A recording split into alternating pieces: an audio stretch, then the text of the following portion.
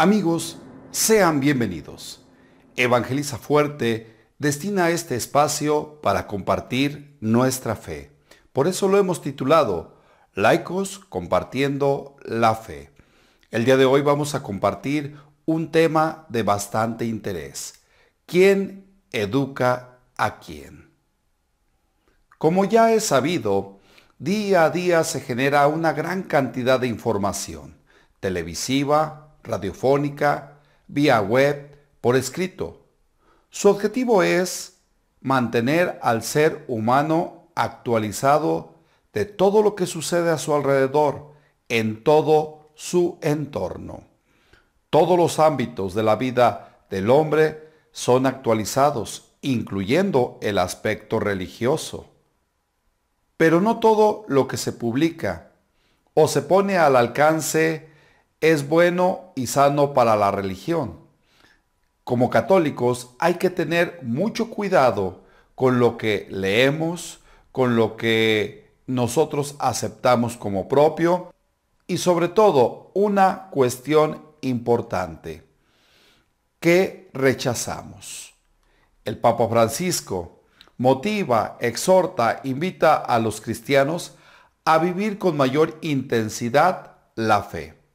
Y para ello hay que educarse y formarse para crecer en la fe y dar un mejor testimonio de vida. Y esto es bueno para que de ese modo profundicemos y vivamos una fe con mayor decisión y compromiso. Y a la vez que cualquier publicación no nos cause problema, confusión, desorientación. Por ejemplo, el domingo encendí el televisor y estaba un programa televisivo tratando un asunto religioso, desde mi punto de vista, delicado. Hablaban del Evangelio de Judas Iscariote, y entre lo que preparó la compañía, la transmitió, yo observé grandes errores. Pero no solamente errores, sino a invitados a prestarse al error. Y tan es así que uno de ellos, obviamente anti-iglesia, comentaba que la Iglesia Católica tenía miedo de que se publicara este evangelio porque iba a causar un gran problema en la fe de los católicos. Para ello, quisiéramos hacer dos observaciones sobre este comentario. Primero, según evangelio prohibido de Judas Iscariote no se puede clasificar dentro de lo que es el evangelio. Es decir, no cumple los requisitos técnicos básicos bíblicos para considerarlo dentro de lo que es el género literario evangelio. Simplemente es un escrito y así lo vamos a tratar nosotros, el escrito de Judas Iscariote. Y en segundo lugar, este tipo de escritos se clasifican principalmente entre los escritos apócrifos. Y apócrifo significa oculto, misterioso, oscuro. Pero hay un asunto importante e interesante. Las comunidades cristianas no los leían.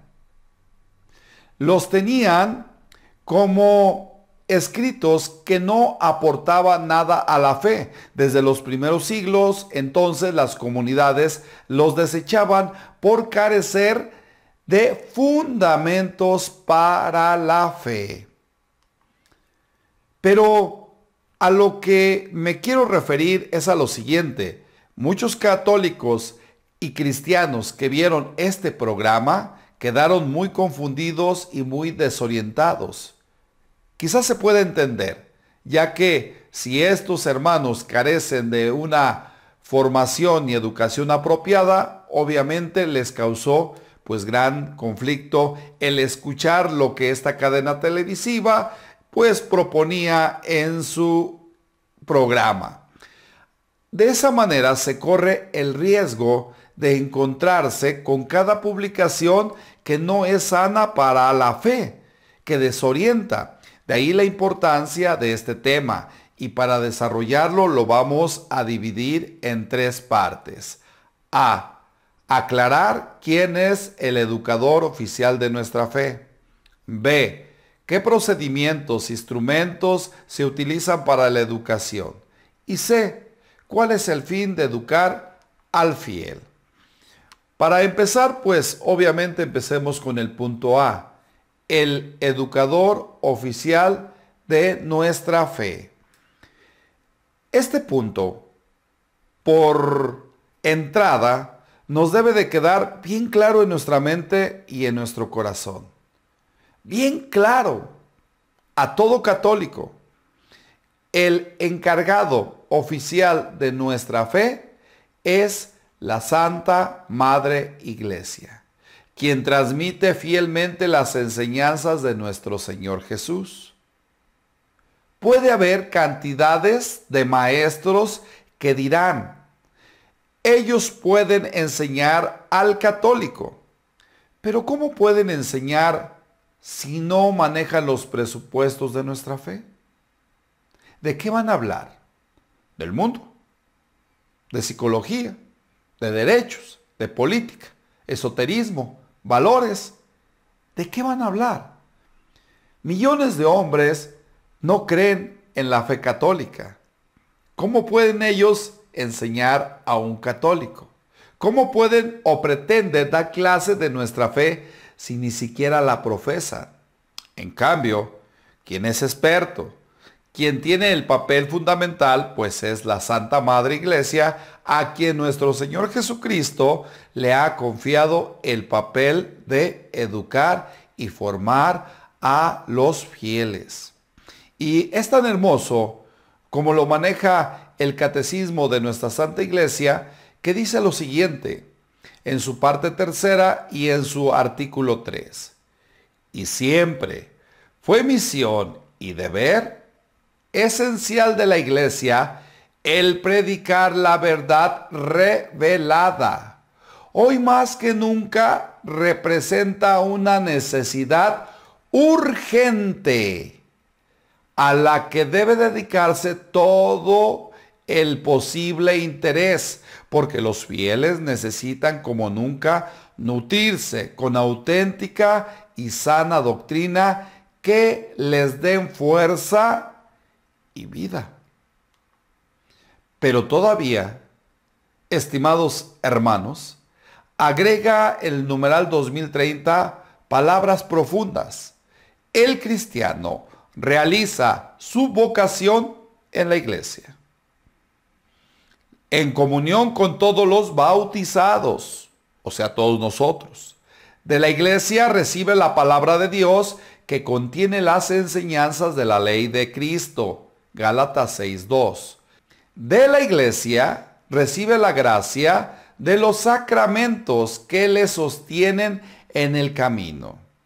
De la iglesia aprende el ejemplo de santidad. Reconoce en la bienaventurada Virgen María la figura y fuente de esa santidad. La discierne en el testimonio auténtico de los que la viven. La descubre en la tradición espiritual y en las largas historias de los santos que han precedido y que la liturgia celebra a lo largo del santoral. Estas palabras nos deben de dar confianza como católicos. Si alguien sabe de educar, es la iglesia. Por eso, en nuestro Código del Derecho Canónico, en el numeral 794, señala lo siguiente. De modo singular, el deber y derecho de educar compete a la iglesia, a quien Dios ha confiado la misión de ayudar a los hombres para que puedan llegar a la plenitud de la vida cristiana. Qué hermosas palabras, llenas de una unción y que traspasan al corazón para asimilar una verdad. Confíen en que la iglesia tiene la mejor educación para nosotros. Tratemos el segundo punto. B. Los procedimientos, instrumentos que genera la iglesia que utilizan para la educación del católico. En la educación y la formación del católico, la iglesia genera gran cantidad de instrumentos. Material, subsidios, programas, recursos visuales que ayudan y facilitan esa formación. Cada parroquia tiene un programa de trabajo, su catequesis, su evangelización, ministerios. El fiel se puede acercar con toda confianza a educarse. La arquidiócesis le ofrece formación y sabe hacerlo y la tiene. Y tiene todo lo necesario para esa formación. ¿Qué tiene para formar a ese católico? Bueno, pues a mi hermano, a mí y a cualquiera que se acerque, lo puede introducir inmediatamente en la enseñanza de la palabra de Dios, en la enseñanza del catecismo, en la educación litúrgica, en la formación sacramental, en la formación de agentes de pastoral, en la educación fundamental, educación moral, educación ética, educación dogmática, etcétera, etcétera. Es decir, es vasto el campo de educación y de instrumentos y elementos que podemos asimilar. Por eso, el mismo Código del Derecho Canónico cita en su numeral 800: la Iglesia tiene derecho a establecer y dirigir escuelas de cualquier materia, género y grado. Y es cierto, hermanos, las arquidiócesis por lo regular tienen sus institutos bíblicos especializados en la palabra de Dios. Tienen los institutos litúrgicos donde se forman pues una gran cantidad de laicos y seglares. El Código del Derecho Canónico sigue agregando: fomenten los fieles las escuelas católicas, ayuden en la medida de sus fuerzas a crearlas y a sostenerlas. Es bien importante este punto que señala el Código del Derecho Canónico, y en el 801 todavía más lo profundiza. Los institutos religiosos que tienen por misión propia la enseñanza, permaneciendo fieles a esta misión suya, procuren dedicarse a la educación católica, también por medio de sus escuelas establecidas con el consentimiento del obispo diocesano, es decir, las escuelas de teología, las escuelas de formación de agentes. Es decir, hay verdaderamente pues una gran cantidad de elementos religiosos que nos esperan para nuestra formación. Yo en lo particular, pues en estos años que me he formado, han sido una formación en escuelas, institutos, que pues realmente nos ha dado los elementos suficientes para vivir de mejor manera nuestra fe. Pasemos al punto C, el fin de educar al fiel. ¿Para qué educar al fiel? Bueno, el objetivo central es que esa formación y esa educación sea para que se cumpla en el fiel la imitación de Cristo. El que el fiel pueda dar testimonio de Cristo. Reflejar el amor que tiene a Dios y que Dios le tiene a él. Y desde luego, reflejar ese amor que le tiene a Cristo. Así cumpliéndose el plan de amor del Padre que nos comunica el Espíritu Santo. Teniendo así un comportamiento moral, social, ético, laboral, etcétera, en todos los campos de primer nivel. Porque eso es.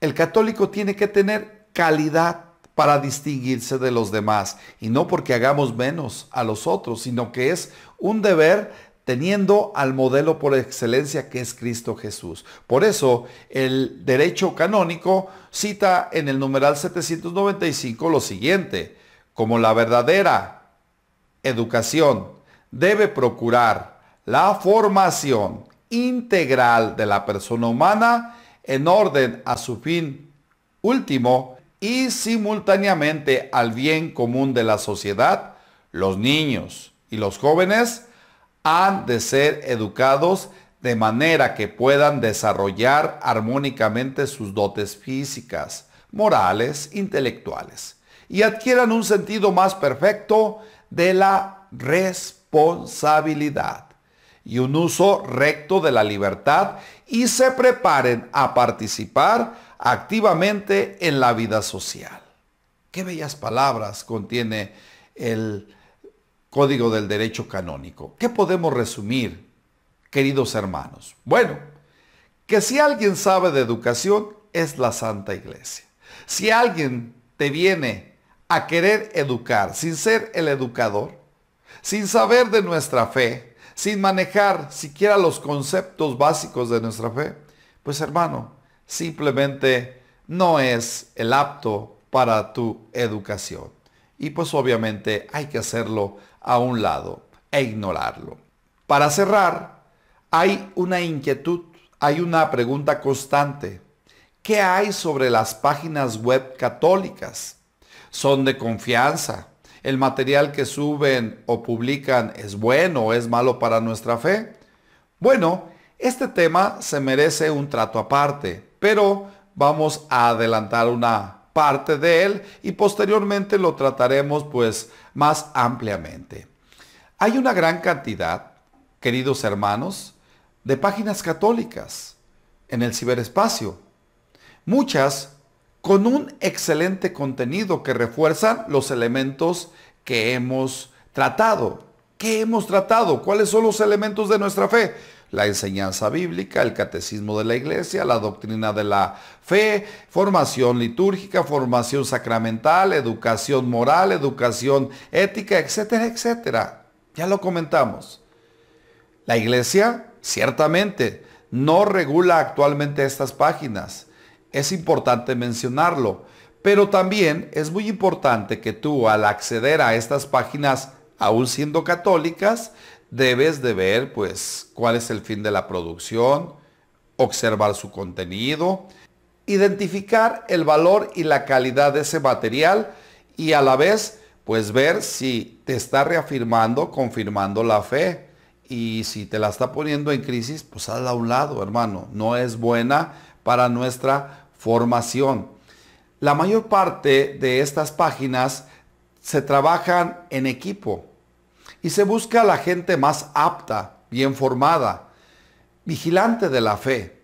Los blogs actualmente van creciendo, aunque son principalmente páginas personales, pues también buscan aportar su granito de arena en la edificación de nuestra iglesia. Pero también de igual manera hay que cuidar los temas que tratan, los comentarios, con detenimiento ver si verdaderamente está funcionando para nuestra salud espiritual y religiosa el que estemos nosotros tomando material de quien en ese momento está produciendo ese trabajo. Lo que sí nos debe de quedar bien claro, que la que es experta y es una educadora excelente en calidad es la Santa Madre Iglesia. Y por ello es necesario que nos eduquemos y nos formemos. Me acuerdo un comentario de un sacerdote amigo que me decía, mira, la iglesia tiene todos los elementos, ¿por qué buscas en otros lados? La iglesia, desde el mando, que es donde está nuestro Santo Papa, desde el Vaticano, desde la Pontificia, se genera una gran cantidad de elementos. Y todavía cada continente trata los aspectos sobre su fe, teniendo los instrumentos, los programas necesarios, que luego los van bajando a cada país de acuerdo a sus características, en este caso como México. México lo manda a sus parroquias, a sus arquidiócesis, y las arquidiócesis con sus planes diocesanos de pastoral trabajan ampliamente. ¿Para qué buscar en otro lado? Y es lo que yo te comento, hermano. ¿Qué buscas? ¿Qué pretendes? Estando todos los elementos para que te formes y te eduques adecuadamente. Hasta la próxima.